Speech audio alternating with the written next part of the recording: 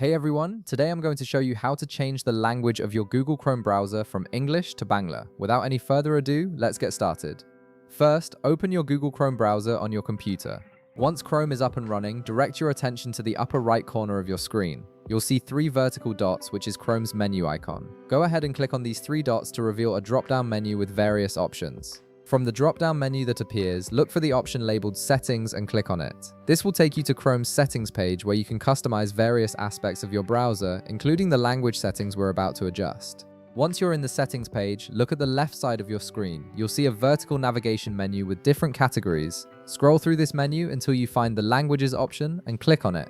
This section is where Chrome manages all your language preferences and controls how the browser displays text and interfaces. On the Languages page, you'll notice a section called Preferred Languages. This is where you can add and manage the languages you want Chrome to use. To add Bangla as your preferred language, click on the Add Languages button. This will open a new window showing you all the available languages that Chrome supports. In the Language Selection window, you'll see a search bar at the top. Type Bangla into this search bar to quickly find the language instead of scrolling through the entire list. Once Bangla appears in the search results, click on it to select it. After selecting Bangla, click the Add button to confirm your choice and add it to your preferred languages list.